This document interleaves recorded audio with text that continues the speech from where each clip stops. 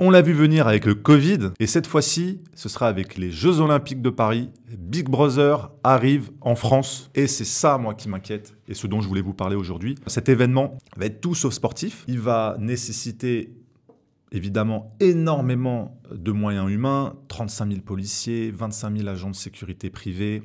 Mais ce qui est beaucoup plus inquiétant, ce sont ces nouvelles technologies qui vont investir la voie publique dans tout Paris et dans d'autres villes. Ces fameuses caméras de vidéosurveillance algorithmique, la VSA, qui vont être déployées un petit peu partout et qui vont permettre d'analyser les comportements des citoyens. Et c'est ce sujet qu'on aborde dans le numéro de Nexus actuellement, dans le numéro 151, mars-avril 2024. C'est ce sujet, moi, qui m'interpelle en tant que journaliste, en tant que citoyen, parce qu'il n'a aucune limite, on va dire, par rapport à ce qu'il peut permettre de faire pour surveiller les citoyens.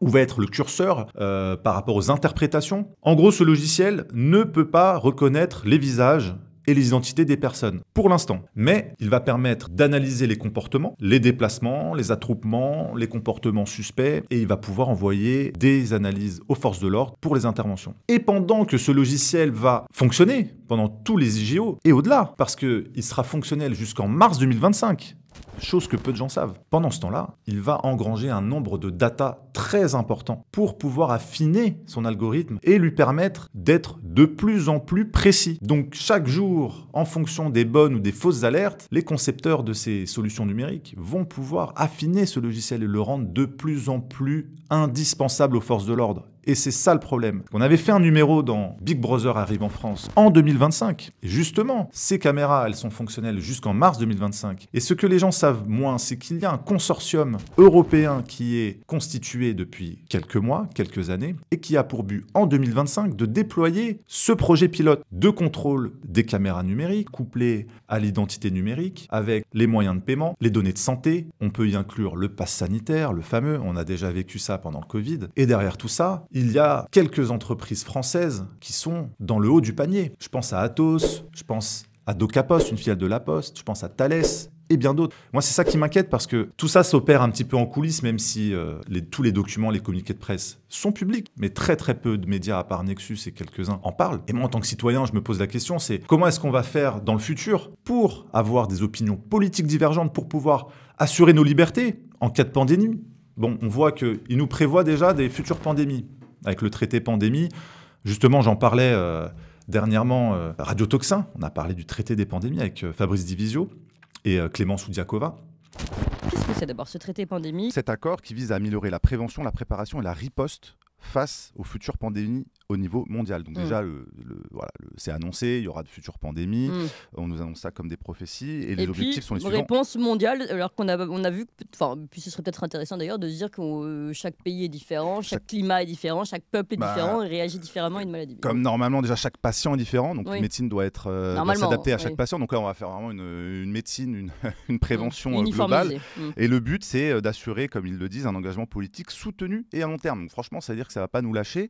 Et officieusement, bon, on peut se le dire, c'est une sorte de gouvernance sanitaire mondiale qui ne dit pas son nom, avec le One Health, comme disait professeur Perron, on en reparlera j'imagine après. C'est en train d'être voté à l'OMS. Pour eux, il y a une certitude, c'est qu'il y aura des pandémies et donc il va falloir déployer des solutions pour le contrôler. Et forcément, derrière, pour eux, c'est toujours des solutions numériques. Il y a eu le vote, il y a quelques mois, d'un pass numérique international. Donc, entre l'Europe et l'OMS, c'est déjà acté. Et moi, c'est ça qui m'inquiète, c'est que les solutions numériques existent déjà. Ils nous projettent un futur avec des pandémies, des problèmes sécuritaires, les attentats, etc. Donc, ils vont rendre de plus en plus incontournable le tracking, le contrôle et les caméras. Et ils utilisent les grands événements sportifs pour faire des laboratoires grandeur nature de tests. À Paris, par exemple, il va y avoir plusieurs zones où on ne pourra pas circuler sans QR code. Il faudra montrer patte blanche avec un justificatif, même si vous habitez là ou si vous vous rendez dans un commerce ou allez visiter quelqu'un. Il faudra un QR code.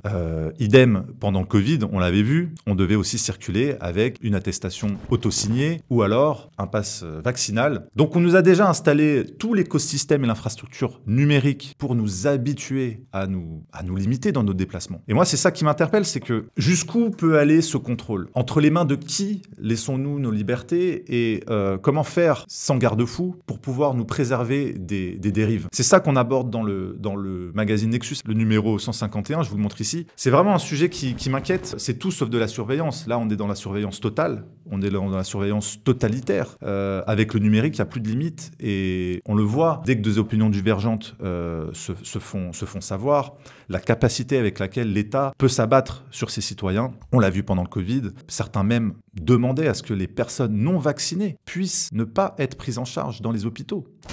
Moi, c'est simple. Les non-vaccinés, ce sont des dangers publics pour les autres. Donc moi, j'ai une démarche qui est très claire, c'est je fais tout pour en faire des parias de la société. C'est-à-dire que vous ne voulez pas vous faire vacciner, vous mettez la vie des autres en danger. Et vous mettez la vôtre aussi, mais ça on peut pas vous le reprocher. Eh ben, vous ne bénéficiez pas des mêmes droits que les autres citoyens. Vous ne pouvez pas sortir, vous ne pouvez pas aller au resto, vous pouvez pas aller au cinéma, etc., etc. De façon à ce que tout le monde soit incité à se faire vacciner. Tous les gens qui défilent sur notre antenne, qui ne veulent pas se faire vacciner, ils sont de plus en plus irréductibles au fil des jours, avec des arguments de plus en plus nuls. Et j'espère que ceux qu'on aura aujourd'hui, ils auront un peu plus de biscuits que on sait pas dans 15 ans ce que ça va donner, etc. Moi je les attends là. Appelez, appelez. Téléphonez et on vous vaccinera de force. Moi, je vous ferai emmener par 2 policiers au centre de vaccination. Parfaitement.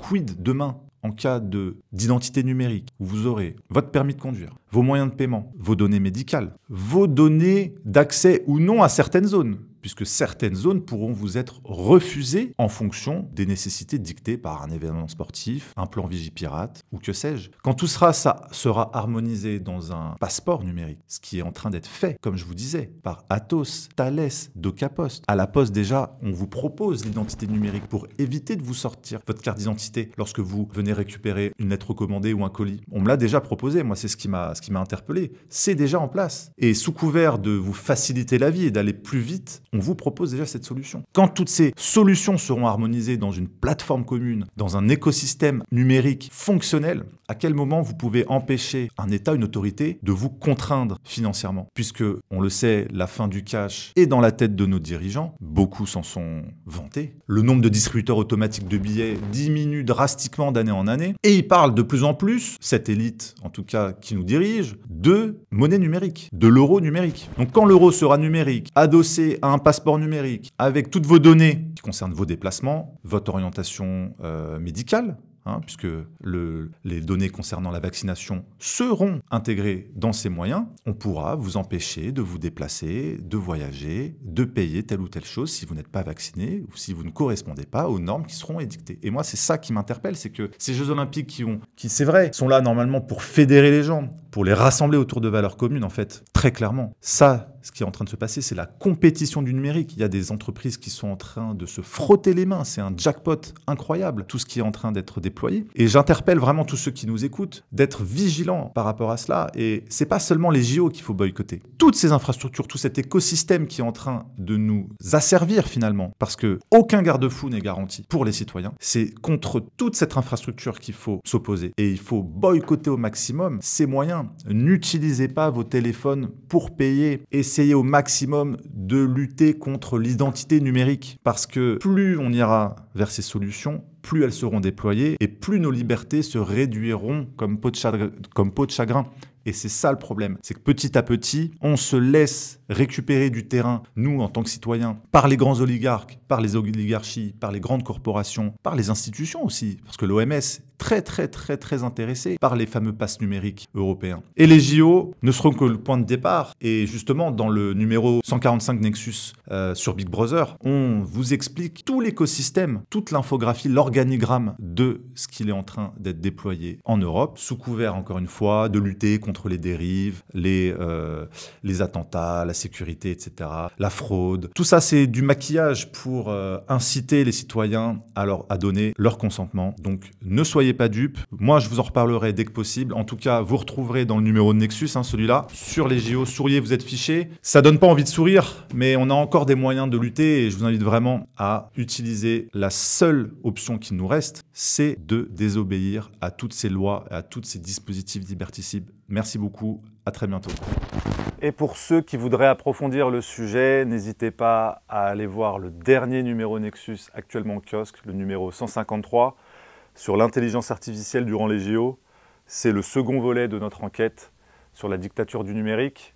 Et merci à tous ceux qui peuvent nous soutenir et s'abonner, car Nexus, je vous le rappelle, est sans pub et sans subvention. Et c'est grâce à nos lecteurs uniquement que nous pouvons subsister. Merci à tous.